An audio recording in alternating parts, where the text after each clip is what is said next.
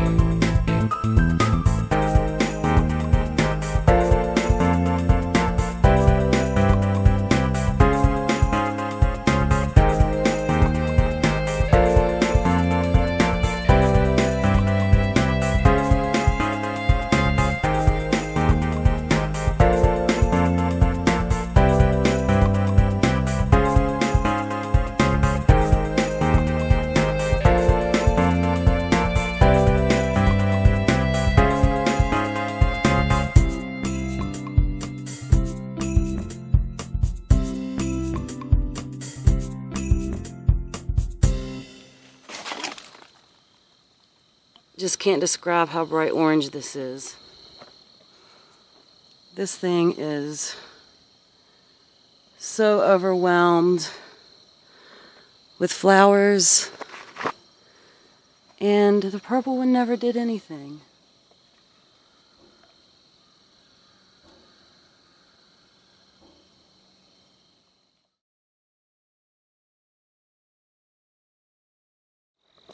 Let's go in here. I should have some pea seeds. This right here is buckwheat, and it's still blooming. I've cut off some of the flower tops already to use for seed. Let's see. Can you see that right there? That's a mature seed. I'm not going to take any more of these because I've got a bunch down there, and I might come up later and get the rest. I'm not really sure. There's lots of beans still coming on. I'm mainly just collecting them for seeds though. This right here is, I want to say is it the purple potted pole or the Cherokee Trail of Tears? Purple potted pole. This is the purple potted pole bean, and you can tell because it has white beans. The Cherokee Trail of Tears has black beans, but they're both purple. They're different colors of purple, but they are both purple, so I made the mistake of planting them next to one another, not realizing that they were both purple peas. I knew the purple potted pea was, but I didn't know that the Cherokee Trail of Tears was purple when I planted it, because it's a black bean. Now you can see some of these that I'm picking. They haven't dried out all the way, but you can tell if it's ready because the pod itself, you can feel the mature beans in it for one, but the pod itself starts to get this kind of hollow feeling where you can kind of give it a squeeze and it's not connected to itself anymore. So like this one right here, when I give it a squeeze, it's still like kind of connected. That's the best way to describe it. If you go out and give yours a little pinch, like that one's not quite ready. This one's ready. If you kind of give the top a squeeze, it'll kind of separate. Whereas this one, when I squeeze it, it's not ready yet. It doesn't do anything. This one right here is Sacre Bleu dry pole bean. And let me show you this bean. Now it will get a bit darker and get smaller as it dries out. That's a really beautiful bean.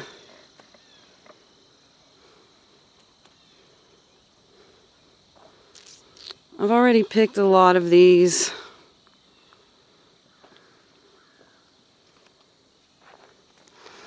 Let's see. We've got some down here that aren't quite ready. see this. These just aren't quite dry yet. They may or may not have the chance to fully mature. I may or may not get seeds from them.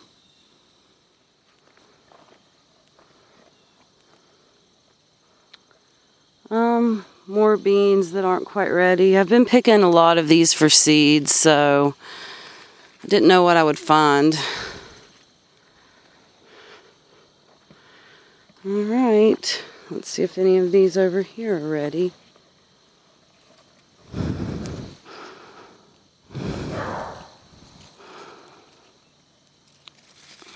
Let's say no.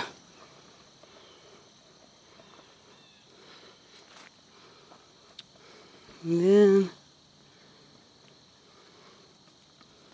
none of these are quite ready either. I've got some peppers up here, and I think I'm just going to go ahead and pick the rest of them. Well, at least the ones that are a decent size, because some of them are tiny.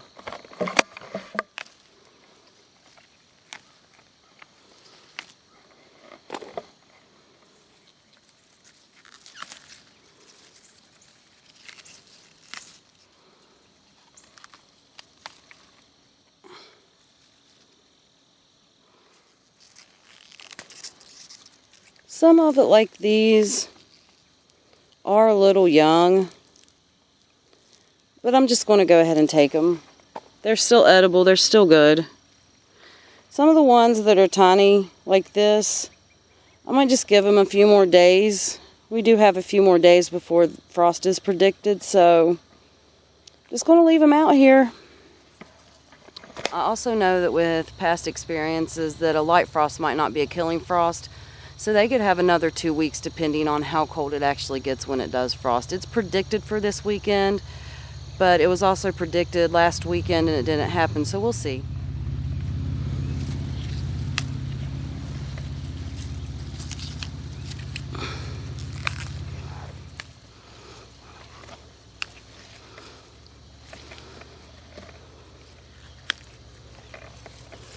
If you would have seen when I put these peppers through at the beginning of the season, you would be so impressed with what they're doing now, honestly, because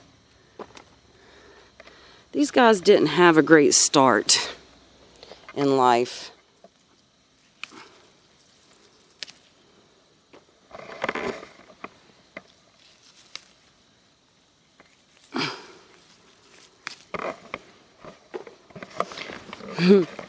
Look at these guys putting off blooms. I wish they had time to actually mature. Nice little basket of peppers that I will probably, honestly, use in dinner tonight. I already cut this down, this green amaranth, down, so that way I could dry it. And it's got quite a bit that has sprouted back since then. I've got a couple small peppers on this plant, I think. Well, one small pepper I'm going to go ahead and take. Look how beautiful this flowering Thai basil is. Can you guys see that?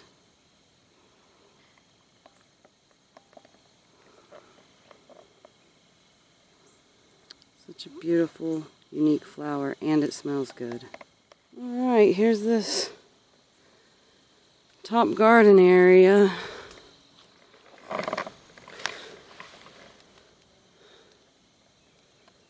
Such a lovely blue. Well, bluish purple. You know how blues are in the wild. Shut this fence back.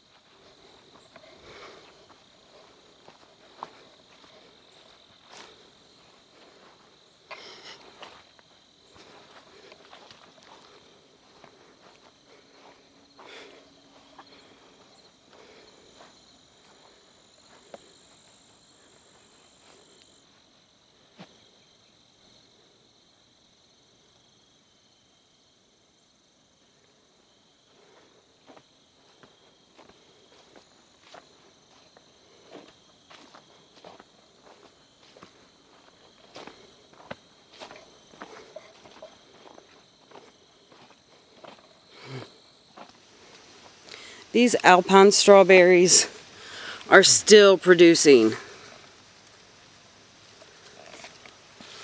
It's October. Still so sweet. And they've produced all summer long, and they're so sweet. Don't mistake them for the little wild ones you see in your yards that don't have any flavor, because that is not what you're dealing with here. Back here. Yeah, these have all the flavor. So now I'm going to go into my bottom field and see if any of my seeds are ready. My Lisianthus seeds are ready, and also grab this corn that I've been letting just dry and go to seed.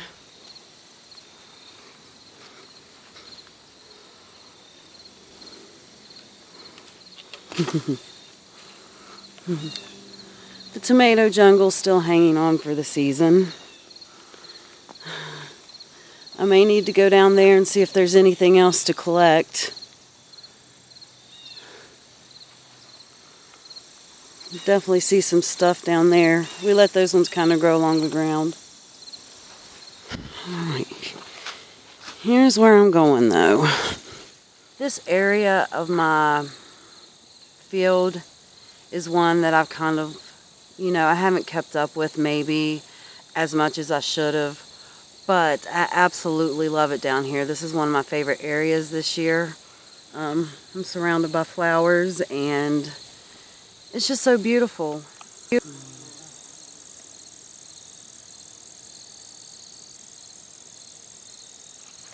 Look at how beautiful all of these marigolds still are. That dahlia that's laying on the ground is absolutely gorgeous. I think I must have grown these from seed because I did not plant a tuber that looks like this. Okay, this is where my Lisianthus has grown. And they're really not in bloom anymore, so it might not look like much, but we're coming here to look at seed pods.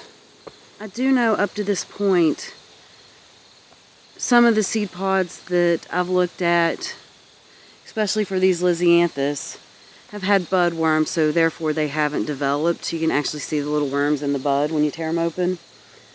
But I also have some that were fat and green last time I was down here. So those are the ones I'm going to check on to see if they're starting to become ready or not. There's a good example. See this pod there? But it still looks pretty fat and green, so I don't know if it's ready yet. However, that one doesn't look like it's got anything. Let's see. Ooh, you can see the budworm crawling in that. It just went up inside. And you can tell the ones that got affected. Like, see how this pod it's not developed. It's just kind of yellow and shriveled, and it never turned into this. I'm hoping that I at least get a few Lisianthus seeds.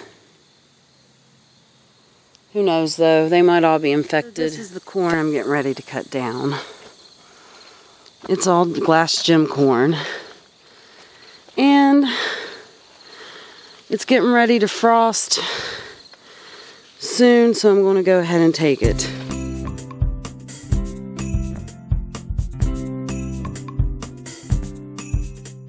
I do know that these beds are going to need a lot of work. They just really need mulched. But since my Lisianthus won't be back, once those die off for the year and I'm no longer trying to save them for seed and everything else goes dormant, I can put a light layer of mulch and then just make sure that I'm on top of it in the spring.